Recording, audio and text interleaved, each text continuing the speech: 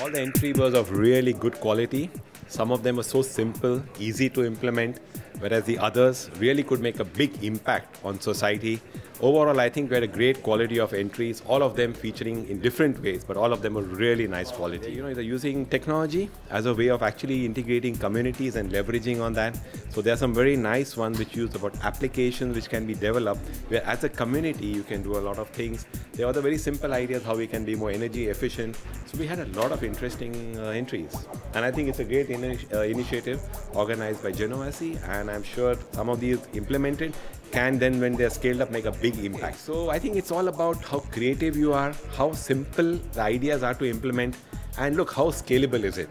Because some simple ideas, actually when you can scale them up, can really make a big impact. So bear these in mind, you know, so how simple, how easy is it, and how scalable is it going to be, and how much of an impact it will make.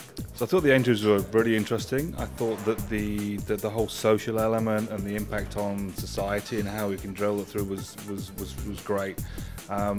So there's a couple of entries which stood out to me. So one of them would be there was one on the car pooling, but the volunteers that one. So that there was from the other entries which were talking about carpooling. I think there's an element of safety which people will be concerned about, whereas the volunteer one really overcome that fear. And I've seen that work in other society in other countries as well. So that was fantastic. I think most of the entries, I think the sustainability element was a bit weaker. So in terms of, well, how do you actually aim to implement this process?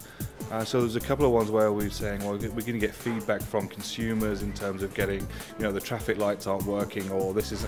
But then what would happen to that? So who's going to actually pick up that message from consumers and actually drive that through into action? So I think people really need to look at how does the process and their idea get implemented and action.